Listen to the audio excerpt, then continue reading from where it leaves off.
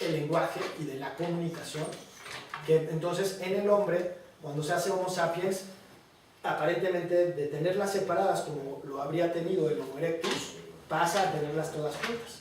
Ese acto es fundamental porque entonces ahí es cuando el hombre empieza a vincular, vamos a decirlo así, empieza a tener alucinaciones antropomórficas. Empieza a pensar que es más importante que el otro o empieza a imitar al otro, ¿no? Dice Pascal Quignard que al primero que imitamos es al ave rapaz, ¿no? Al siguiente que imitamos es al lobo o al enterrado.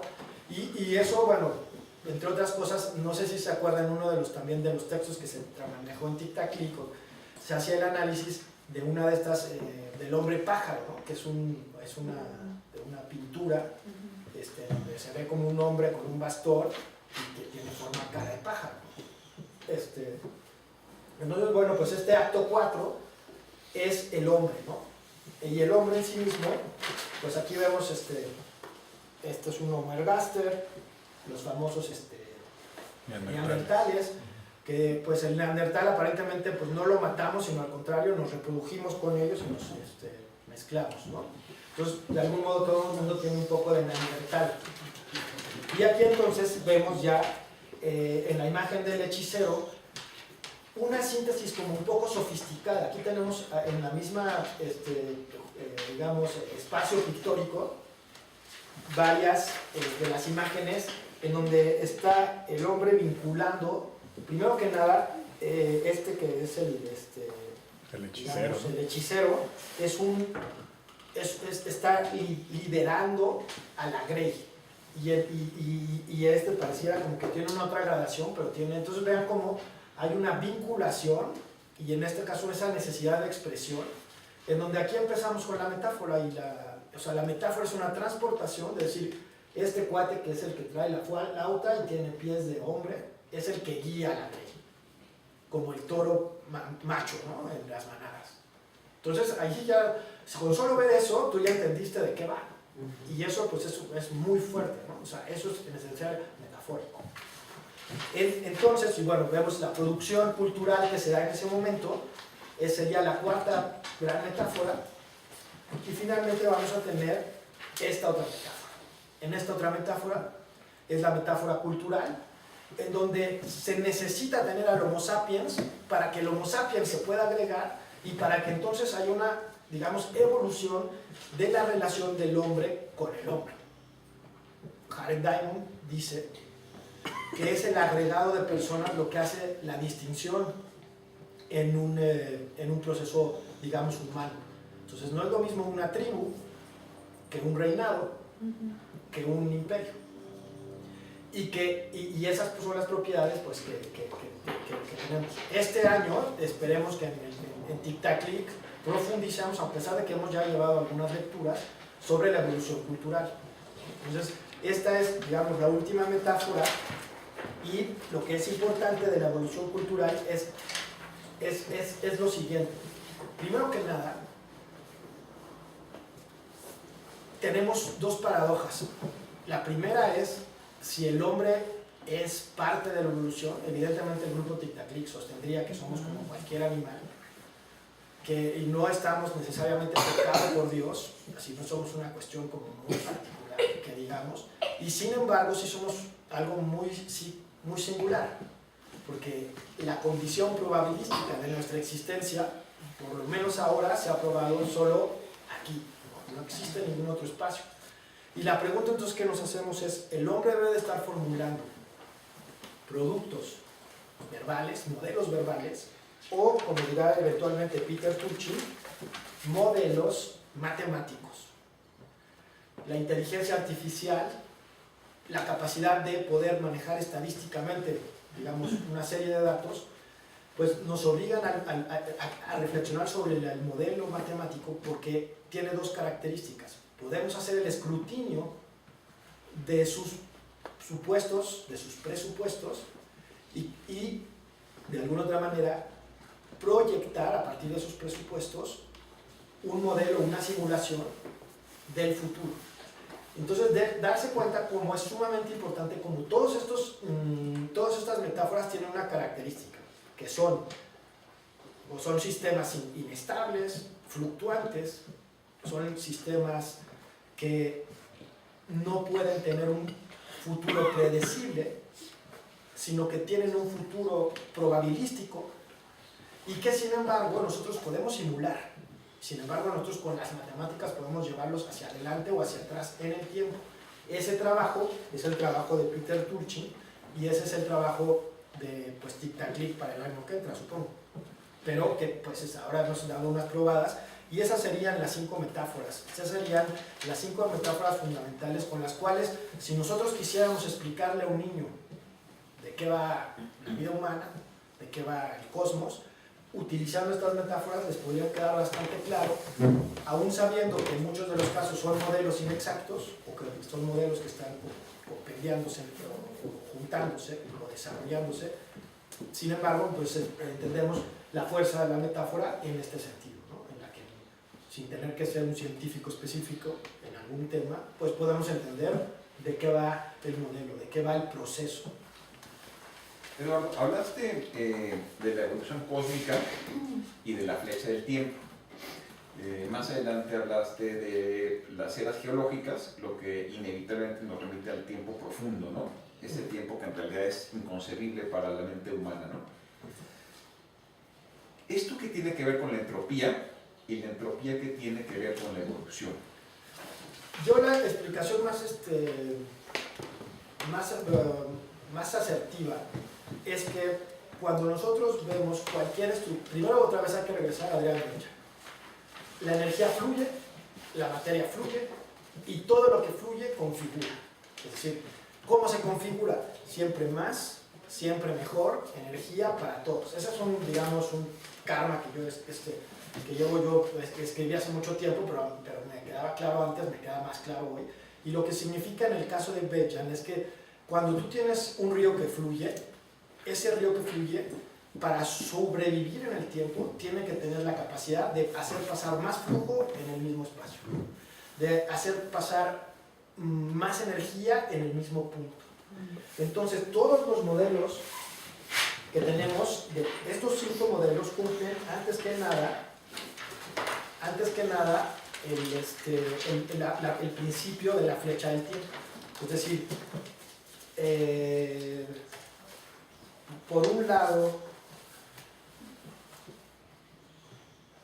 el concepto de la flecha del tiempo es el concepto de irreversibilidad y el concepto de entropía. Por un lado está el fundamento científico, que lo podemos ver, vamos a tomar un ejemplo, la formación de las estrellas, la formación de las algas, la formación de la agricultura o de algunos procesos industriales. En todas estas etapas, vamos a pensar, por ejemplo, en la formación de las galaxias y de ciertos, componentes. En donde está vacío, donde no hay nada, y donde convive la energía de manera, vamos a decir, no corpuscular, sino de onda, empiezan a suceder una serie de procesos en los cuales, en un espacio muy pequeño, por exceso de energía, empiezan a formarse como sistemas emergentes. Estos sistemas emergentes producen cosas que no tenían antecedentes, es decir, producen cosas irreversibles, en este caso, por ejemplo, una molécula de hidrógeno.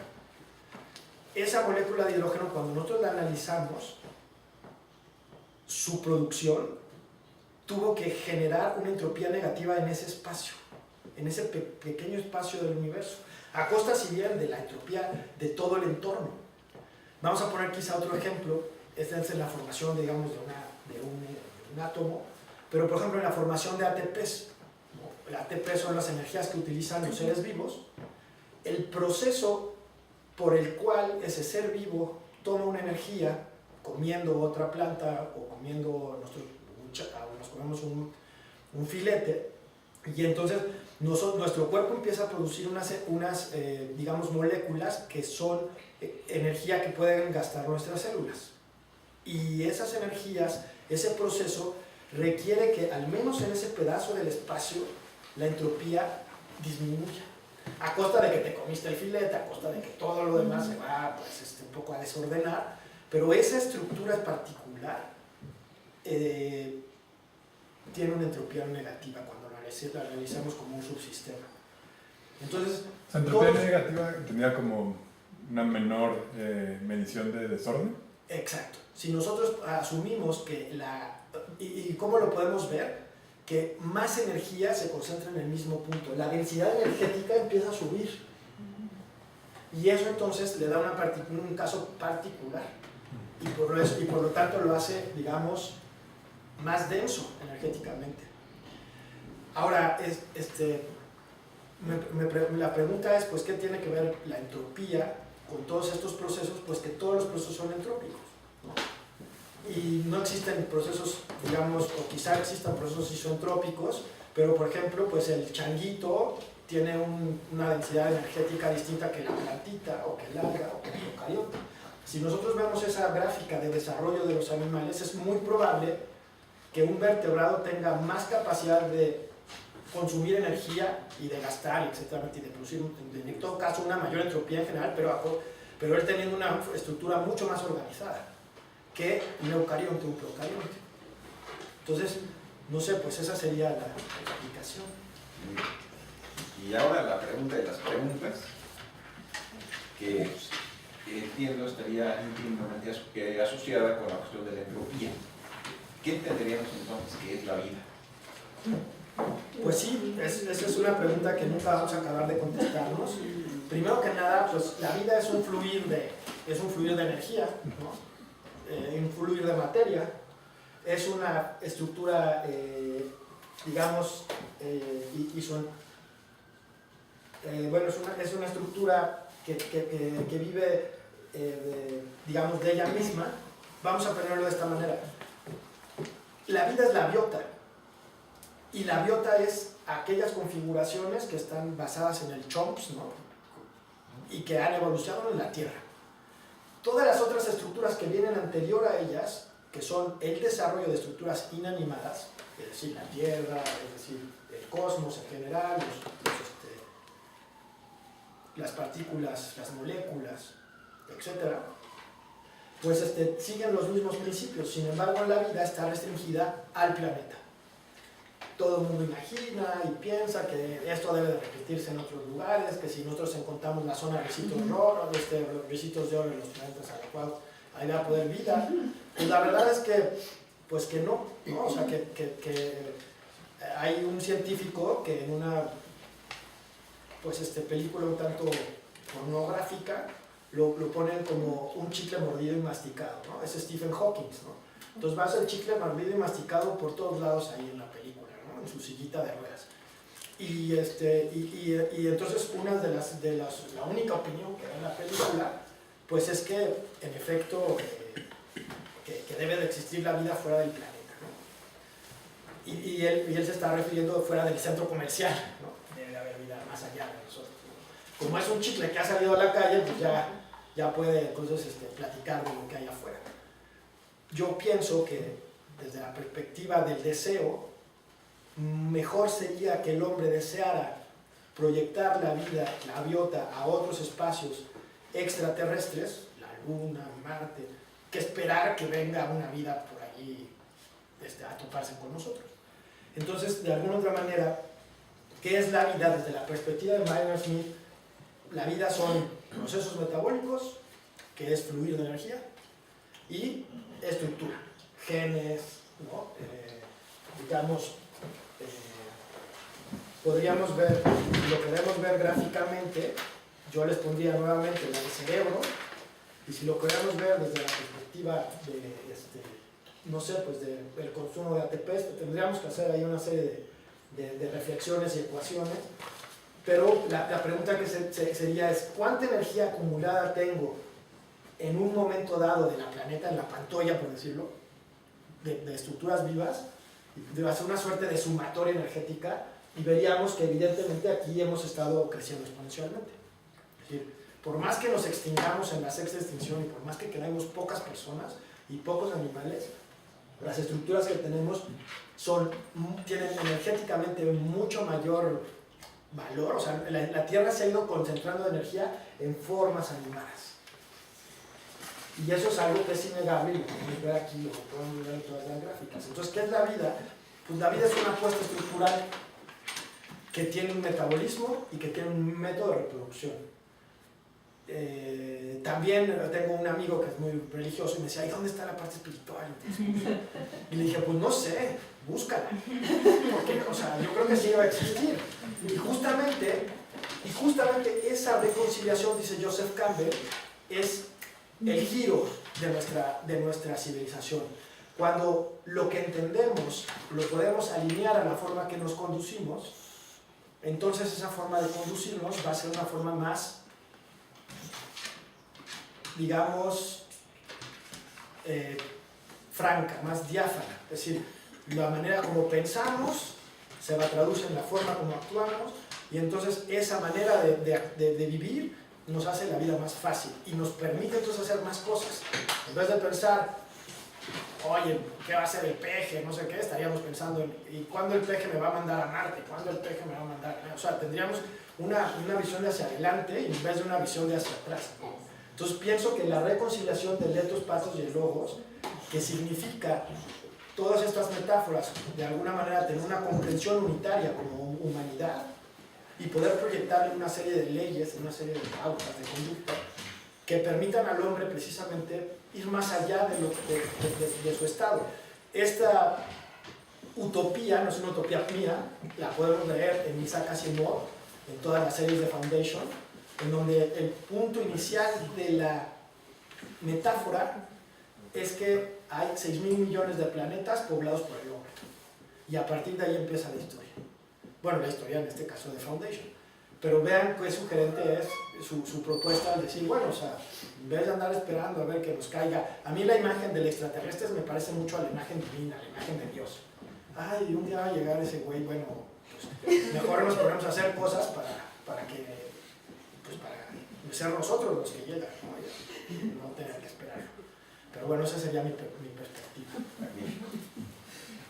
Hablar de la vida implica hablar de su evolución y por consiguiente de la posibilidad de que ésta se extinga, ¿no? Numerosos estudios aparentemente acreditan que estamos inmersos en una sexta gran extinción masiva. ¿Esto qué tiene que ver con la metáfora antropomórfica de la que hablaste hace unos momentos? Yo había cambiado el concepto de metáfora antropomórfica porque he escrito este texto como 50 veces. Entonces, evidentemente, hay unas cosas que ya empiezan a resultarme cansadas y gastadas. La metáfora antropomórfica es una de ellas. Y consiste, la metáfora antropomórfica, en vez de estar viendo la metáfora del hombre y la creación del hombre como Homo sapiens y eventualmente el desarrollo cultural como otra evolución distinta, que además no tiene ningún vínculo, digamos, con el más allá, o simplemente tiene un vínculo con el más aquí, tiene un vínculo temporal. Entonces, las extinciones también, como lo hemos visto en esta gráfica, se han repetido a lo largo de la vida.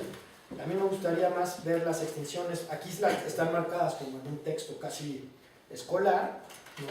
Pero aquí las vemos gráficamente de una manera más complicada, ¿no? Pero vemos cómo el pedazo de pastel ha ido masticando, ¿no? Se ha ido masticando, porque este es un continuum, ¿no? de eucariotes, pero vean cómo las otras, pues ahí les han quitado pedazos, ya hay unos que han fracasado y otros que no. Entonces, o sea, la sexta extinción es retórica. La sexta extinción, en mi opinión, es como la metáfora antropomórfica. Uno piensa que el hombre en sí mismo ya es una metáfora de la vida, del desarrollo, de la civilización, cuando no es cierto. Cuando probablemente pues, somos un accidente que en el lapso vital, pues es un instante.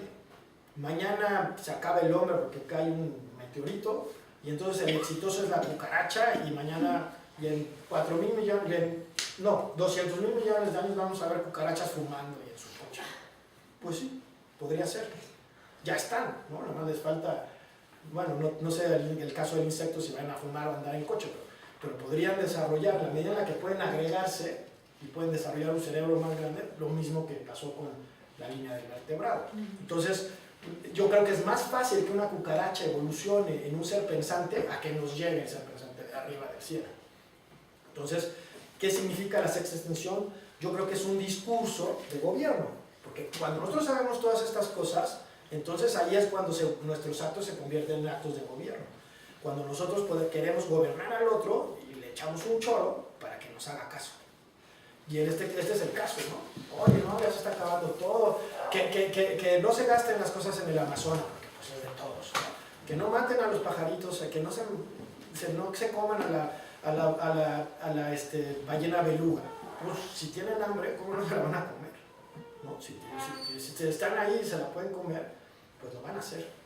Entonces, esta sexta extinción, de alguna otra manera, en la parte particular hay varias personas mencionan cosas como el aumento del CO2, la acidificación de los océanos, el rompimiento de los principios darwinistas de la distribución geográfica, es decir, que tú llevas un chango o un gato a otro lugar y se come a todas las pájaros, a todas las culebras, y la acaba, ¿no? Pues claro que eso pasa, ¿no? Y antes cuando el hombre pudo, pues también se fue y se comió a todos al pájaro dodo y a los que había. Y eso seguirá pasando. Ahora, ¿por qué yo pienso que la perspectiva de la sexta extinción también, si bien es real, ¿no? Si bien sí lo estamos viendo, que los pájaros empiezan a terminar y que ciertos vertebrados ya no existen, ya aparentemente ya la jirafa está extinta y así una serie de animales, ¿no? Bueno, pues sí es cierto, ¿no? Y sin embargo, vean la gráfica, vean todo lo demás que hay. Los eucariontes están lejos de morirse, los procariontes también. Todos los equinodermos, una serie de cosas que todavía estarán allí el día de mañana. Entonces, esto de la sexta extinción, lo que está pasando es que sí, vivimos en el antropoceno, sí, el hombre ha desfigurado la realidad de la Tierra en los últimos 10.000 años, sí, todo eso es cierto. Que eso ya sea una condena para nosotros, creo que no. Yo, en ese sentido, no sé, quiero decir siempre positivo o siempre pensando en la parte buena, pues estamos mejor que nunca. O sea, como sociedad, hay una gran discusión, hemos leído todos los libros, también aquí unos jaloneos, ¿no? El de Pinker y Gladwell, ¿no? Pinker, todos los autores que ya son más, que le tiran más a la economía que a la biomatemática, ¿no? Y que sin embargo dicen, bueno, como civilización estamos muy bien, ¿no? Y antes que nada, de ser o no ser, pues mejor ser, ¿no? Mejor ser aquí como estamos, pues que no ser. Entonces, justamente esa es la perspectiva que tenemos que tener. ¿Cómo podemos ser mejor? ¿No? ¿Cómo disfrutar más las cosas? No sé, ya será un problema de los hondureños si no les gustan los frijoles o no, pero es nuestra obligación darles frijoles. ¿Por qué? Porque es mejor tenerlos con frijoles que robándote y haciéndote una guerra. Entonces, esas perspectivas de cómo actuar, de cómo pensar con el otro, no salen de aquí. No salen de aquí, es una metáfora que te puede servir para corta esta línea, también esa. O te pueden servir para decir, bueno, ¿cómo podemos hacer más cosas? La ingeniería genética es irreversible. Mañana vamos a tener una serie de cosas que no habrían existido o sea, que serán productos culturales. Yo estoy seguro que ya existen, pero que los animales, que la biota hacia el futuro, es diseñada por el hombre, o diseñada artificialmente y con errores tal vez, pero está clarísimo que ya eso viene. Entonces, pues eso somos, no somos divinos. Básicamente tenemos mucha energía concentrada y podemos hacer muchas cosas. Eso es lo que somos. Esa sería mi perspectiva. O sea, la sexta extinción es retórica. ¿Y cómo juegan estos conceptos con la idea de nuestra sociedad de Turkmen? Es muy bonito esa pregunta que me haces, pero tanto en el texto como aquí, la respuesta sería: aquí se acabó. Vengan el año que entra. Hay dos cosas. La primera sería que en el caso de Peter Turchin, él dice que la guerra es el elemento cooperador del hombre. Por decirlo de alguna manera, desecha esta idea de multicerebro que es este señor, que es un modelo un poco más verbal, y dice, no, la guerra es la que nos permite dar lo mejor de nosotros como comunidad, porque cooperamos de una manera radical. Por ejemplo, yo voy a la guerra y sabiendo que me voy a morir, pero lo que estoy haciendo es o apostando a que mi familia va a tener esas condiciones de desarrollo que yo tuve. y por eso estoy dispuesto a dar mi vida, que es como una cuestión máxima. No solamente eso, sino que además la economía, el desarrollo de las estructuras, aquí vemos por ejemplo en estas gráficas, algunas gráficas de cómo ha sido la frecuencia de la guerra y de las bajas en la guerra. Aquí está la Segunda Guerra Mundial, y entonces pues vemos que va bastante bien, ¿no? O sea, es proporcional a la población y que no van a dejar de suceder las guerras. Sin embargo, nos da un poco, por ejemplo, vemos en esta gráfica, nos da un poco de horror reflexionar sobre la exagerada inversión que existe para mantener ese equilibrio militar. Esto que estamos viendo aquí son algunos países, evidentemente el círculo externo azul es Estados Unidos, y todas estas son misiles y armas nucleares, ¿no? Algunas no son nucleares, pero la mayor parte sí. Entonces aquí vemos en el primer círculo Estados Unidos, luego viene Rusia, luego China, luego India, luego etcétera, ¿no? Entonces, pues, este es el equilibrio de poderes en el mundo. Aquí está descrita la geoestrategia mundial. ¿Y de qué le sirvieron a los gringos tanto cohete si los chinos inventan uno para tirarles un satélite y todo esto queda anulado? O sea, toda su infraestructura militar con un cambio tecnológico queda anulado. ¿No se parece muchísimo a lo que le pasó en la sexta extinción? Oye, el rinoceronte que estaba apostando, o el mamut que estaba apostando, o el tiranosaurio rex, a hacer cada vez los dientes más grandes, la boca más grande, para comerse de una bocada, y de pronto, pum, se extingue. Así parece que está pasando aquí, ¿no? O sea, la geopolítica también, y uno de los problemas que tenemos para el año que entra en el grupo Tic-Tac-Lic es hacer, bueno, es una pretensión muy exagerada, la termodinámica de los procesos humanos. Es un tema que hemos estado trabajando ya en algunos libros y que me cuesta mucho trabajo penetrarlo, pero esa sería un poco la respuesta. O sea, si todavía no tenemos un modelo adecuado del desarrollo cultural, todavía podríamos ir a Harvard, podríamos ir a Stanford y estarían en las mismas que nosotros. Claro que ellos, pues, con más dinero, porque seguramente le piden el dinero a alguien para decirle, oye, yo te voy a dar una explicación, una metáfora fabulosa, y entonces alguien que les dé el dinero para ponerse a pensar así. El grupo Tic-Tac-Lic hacemos lo mismo, ¿no? Nada más que más barato.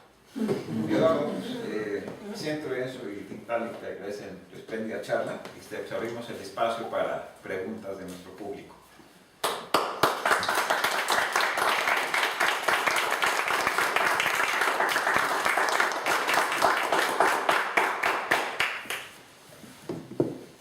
Eduardo, yo tengo una preguntilla y ahorita habías mencionado toda la parte de Fundación Isaac Asimov, ¿no? Y una de las partes que menciona es todo este concepto de la psicohistoria de Harry Seldon y cómo de cierta manera va haciendo una serie de predicciones sobre el comportamiento humano